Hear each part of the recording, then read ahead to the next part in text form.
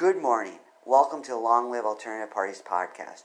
Free Press Media Press Inc., an alternative parties books publisher, sponsors this podcast. I'm Andrew Bouchard. Welcome to Long Live Alternative Parties podcast. Today, friends, we have another exciting guest on the podcast. We had him on the podcast a couple of years ago. He was running for office then. He's running for office again now. He's a mover and shaker in his area, and he's doing what he can to advance his message as well as bring forth his alternative party so he can make the world a better place. So you're probably in suspense right now. Who is this individual that I'm interviewing? I'll let him give his name and his party. So would you kindly give your name and your party to our audience? Yeah, hi, thank you, Andrew. Yeah, my name is Aaron Reveles, and I'm running with the Peace and Freedom Party for California's 34th Congressional District. Excellent, excellent. So Aaron, we interviewed you before, and I plan to put that in the show notes. Can you tell our audience what race you ran for back then? Yes, in 2022 I ran for Montebello Unified School Board. Oh, excellent. So between now and then, what has happened in your life? Pretty much the same stuff. I'm still a teacher. I've been teaching at the same school for the past 2 years.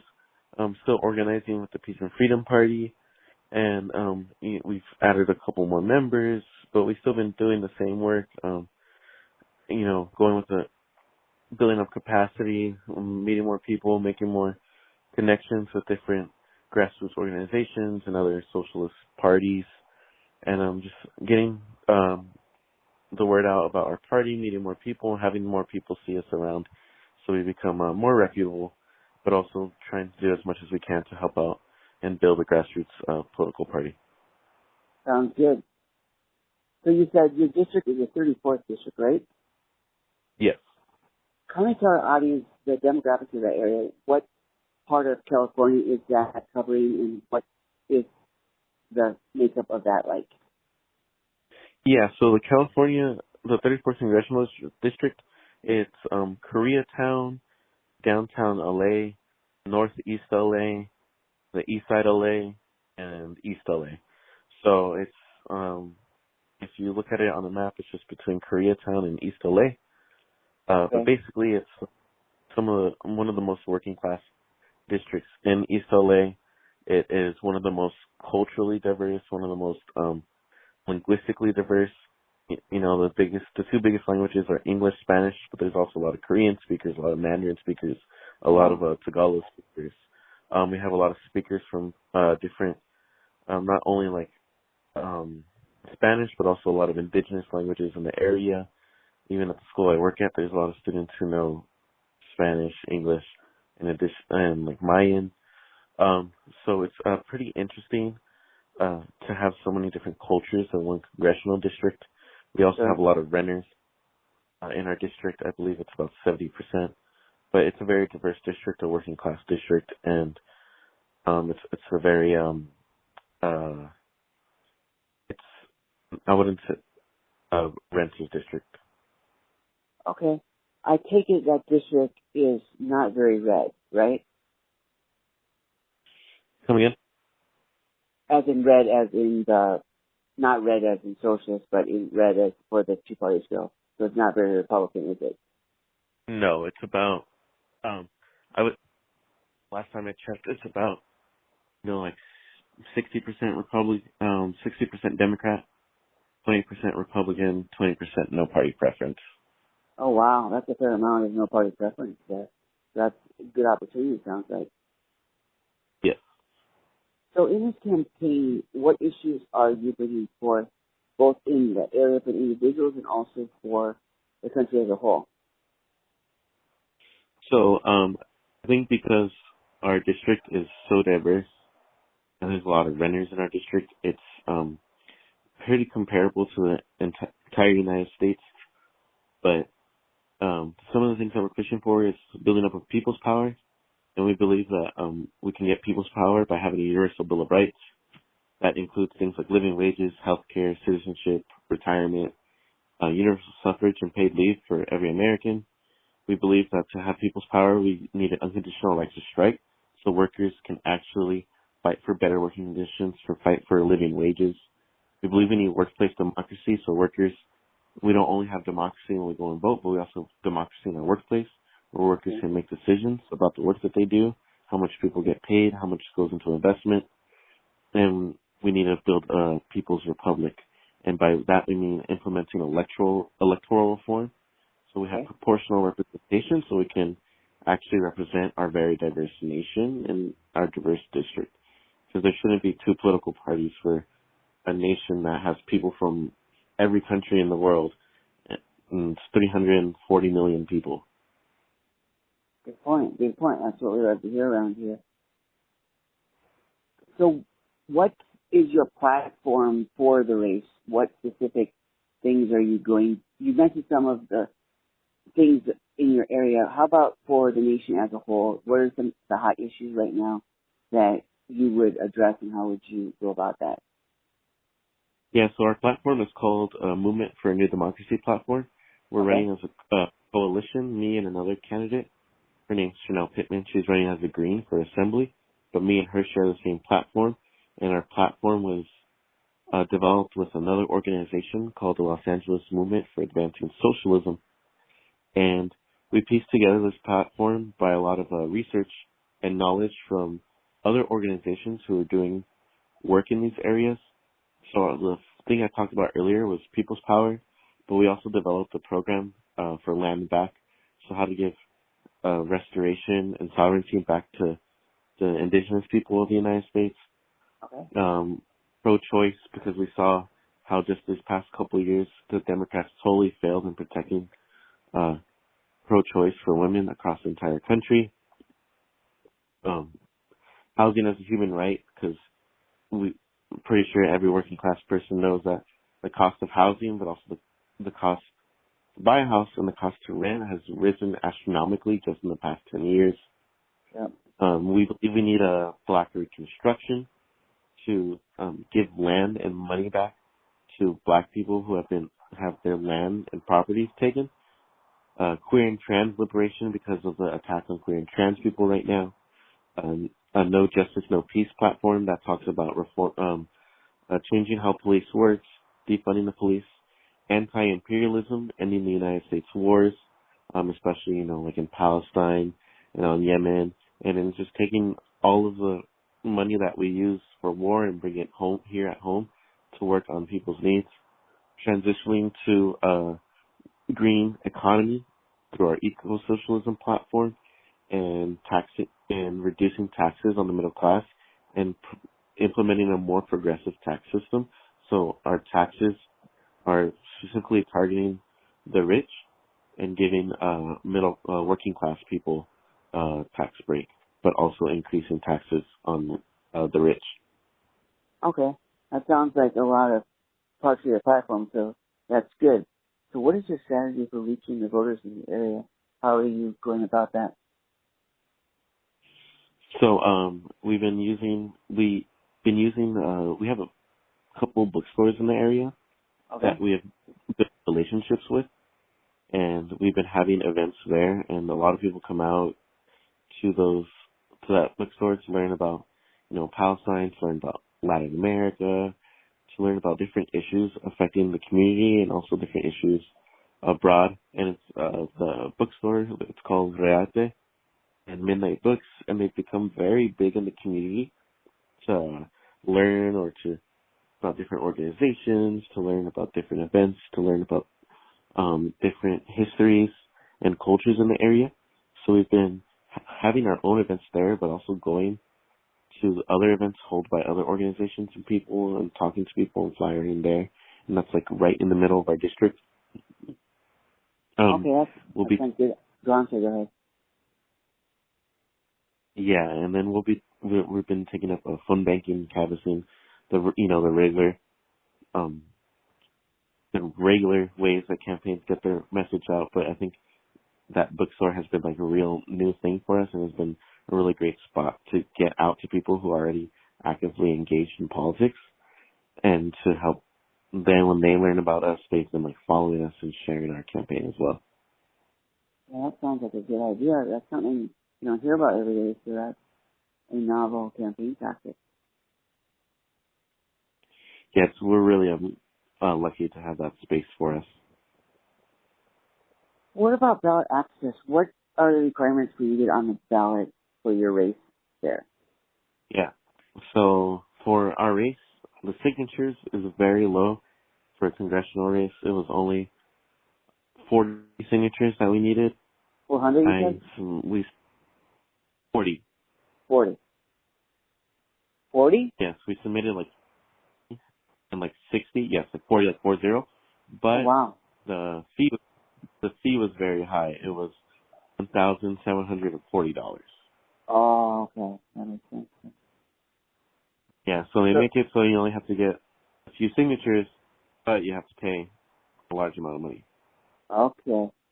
And I know because where your party comes from, you would say that would make it harder for working class candidates to run for office, right? Yeah, because it's really hard to just the people to raise about $1,800. So we had help with that because we had several organizations working with us that were able to fundraise the money. But yeah, it's very difficult for any working class candidates to get the money together that aren't already supported by other organizations. Okay. So that's a good strategy is when you're running for office to have the community behind you, to have different organizations you're involved with that can financially support you and otherwise support you. Yes. Yeah, that sounds awesome. $1,700 is a lot.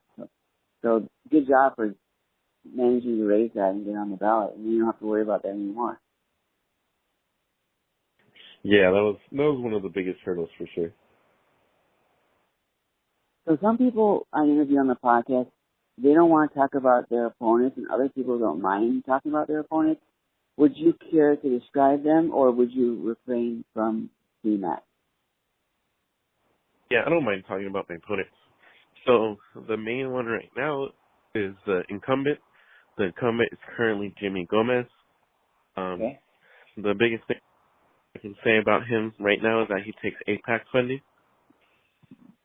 Okay. He's received tens of thousands of dollars both in the past from APAC. So he supports Israel. He hasn't called for a permanent ceasefire. He's only called for an extension. That ceasefire we had not too long ago was like 3 or 4 days to exchange hostages.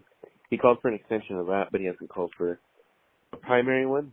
And he completely fails so many areas. He does a lot of things that, look nice, but once you get down to it, his votes are always voting for more war funding. Okay. And he tries to pretend to be a progressive.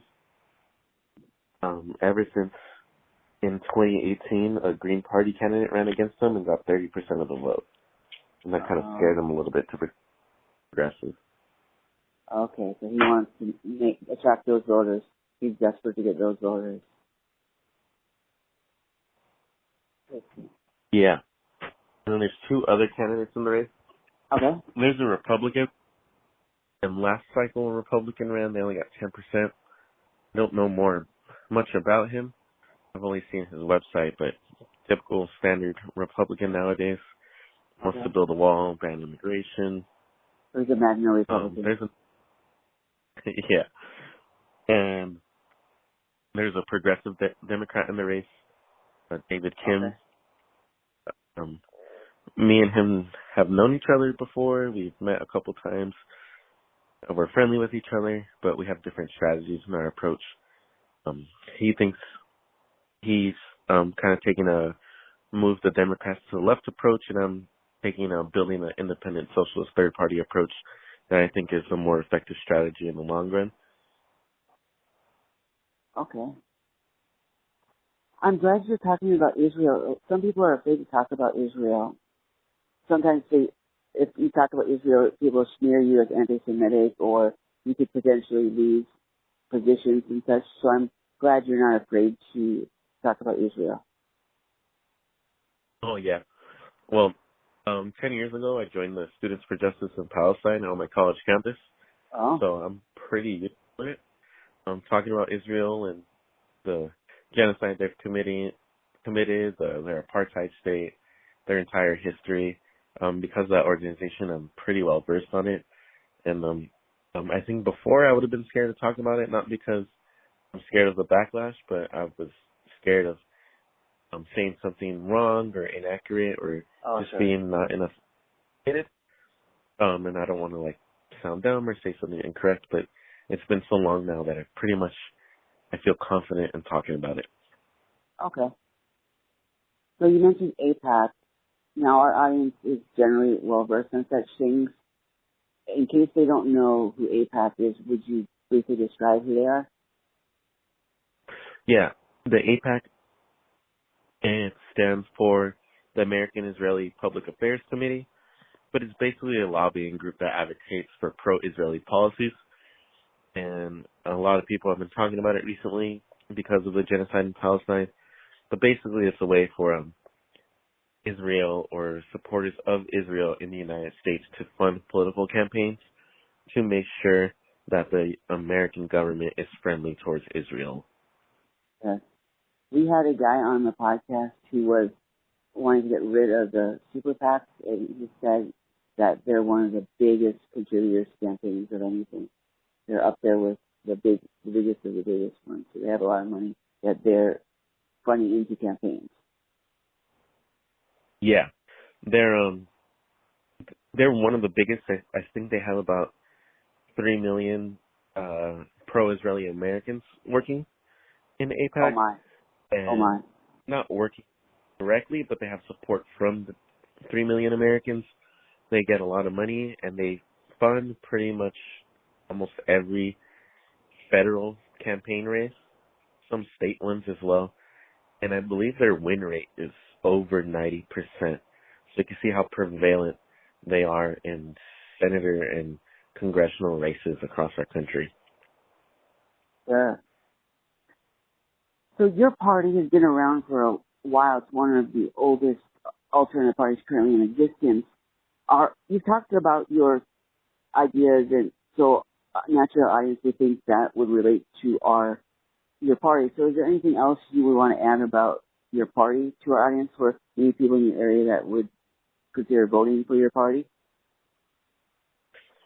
Yes, so the Peace and Freedom Party was created in 1967 with the general discontent that there was at the time against the Vietnam War. Yep. And that's the peace part of the Peace and Freedom Party. It was basically everyone who wanted immediate withdrawal from Vietnam. And the freedom part of our party was that we supported the Black liberation movements at the time. And the Black Panther Party was actually a big influence on the party originally. Most of the candidates that the Peace and Freedom ran during their first election cycle were Black Panthers. So they ran like Huey P. Newton for Congress. They ran Eldridge Cleaver for president, and they ran other Black Panthers for state assembly and state senate across California. Wow. So you have a rich history of your party. Yeah, I mean, the Peace and Freedom Party has always been, we describe it as the electoral arm of the movement. So we've ran candidates from not only the Black Panther Party, but also like the American Indian movement, from the Socialist Party, from the Communist Party, and from a multitude of other socialist and communist organizations. Right now, our presidential primary, we have Cornel West and Claudia de la Cruz, both vying for a nomination. So it's we're actually getting a lot of registrants just because they're both of them are very popular and people want to vote for Cornel West or for Claudia de la Cruz to be our nominee. Sure. So it sounds like the Peace and Freedom Party is a multi-tenancy party. It's a what? Multi-tenancy party. Yes. That's good. So you're open to different tactics that people in socialist and leftist groups are willing to do. You're open to the different means of getting movement going. That's good. The Peace and Freedom Party, the big tent party. So we have Democratic Socialists, we have Revolutionary Socialists, we have Eco-Socialists, we have Communists, We have a couple anarchists who Wow. are pro-electoral politics. So Christian socialists. So we have all Trotskyists. So we have socialists from every different stripe. Marxist, Marxist-Leninist. Well, that's cool. And your party, so following you on social media, I see you have regular book readings, right? You have discussion groups? Yes. Yes. For Los Angeles, we have every first and third Saturday, we have a reading group at that bookstore I mentioned earlier. Okay. Right now we're reading A People's History of the United States. We've read like Rosa Luxemburg and Marx in the past, but we've really stepped up our event cycle this past year since I've last been on your podcast. And then a couple other peace and freedom parties in the state have also been doing the same, stepping up their events. So our party has gotten a lot of new energy the past year, and I'm hoping because the election coming up with Cornel West and Claudia de la Cruz, we're going to get a lot more energy to start doing more stuff across the state. Oh, sure. So for your race, is there any debates that people are sponsoring or anything like that, or candidate meet and greets or anything like that? Specifically for my race, there hasn't. We Okay. did a socialist town hall Oh, 2 weeks ago okay. at that bookstore, where we had myself, another Peace and Freedom Party member running for Congress. We have the Green Party member that I'm running on the slate with for state assembly, and we had a city council candidate who is registered as Peace and Freedom Party, but for local city races here, they're as nonpartisan. We have that, but there hasn't been any debates or town halls specifically for our congressional area. I've been asking around, but no one has been sponsoring them, and I'm currently trying to get a debate with two of the Democrats who are running, but I'm not sure if that will pull yet or not. Yeah, that'd be awesome if you do, man. Do that. That'd be great. So I'm wondering, in your race here, since you're running it now and you ran a race before, what have you learned from the last race that you're doing differently this time, or maybe you're doing the same thing but doing it better? So what lessons did you learn from the last campaign? From last campaign, I learned that it doesn't take a lot of money to go print some flyers and go start talking to people and knocking on doors, which I believe is the most effective way to do it. Because people get mailers all the time, especially this time. There's so many candidates that run in the races over here in Los Angeles that they get flooded with mailers. People don't even take them out. They just throw them away a lot of the time. Well, the last time when I was canvassing, a lot of people told me they were just going to vote for me just because I was the only one that went to their door. So I think that's the biggest lesson we can learn from there. But I think also just learning how the social media algorithm works on different platforms to help you reach people that usually wouldn't be looking at your kind of stuff. I think those are the two biggest lessons I learned from last race that I'm applying this race early on. Okay, so you're going to get better yet this time around. As good as you were then, you're going to be better yet this time. Yes. Excellent. So for our audience, whether they live in California or elsewhere, how can they support your campaign? Yeah. So you can check me out on revelesforcongress.com. Okay. And you can also check out my link, which also links to my website or all my other socials. And it's just my linktree.com/Reveles for Congress. And all my stuff is right there. Okay, excellent. So Aaron, we thank you for coming on the podcast today and talking about your campaign. It sounds like you got a good thing going. Thank you, Andrew. And all right, you're always doing... I'll cut you off. Go ahead. No, I was just saying you're always doing great stuff. I just listened to one of your podcasts on the way over here on the way home about clean elections, and you're also doing great stuff, always interviewing third-party candidates and other things that people are doing to try to make elections more free and fair. I appreciate that. That's kind of you to say. All right, Aaron, we wish you all the best in your campaign and all your other political endeavors and everything else you do in life and your teaching career and everything as well. All right. Thank you. You too, Andrew. All right, take care and all the best. All right. Thank you.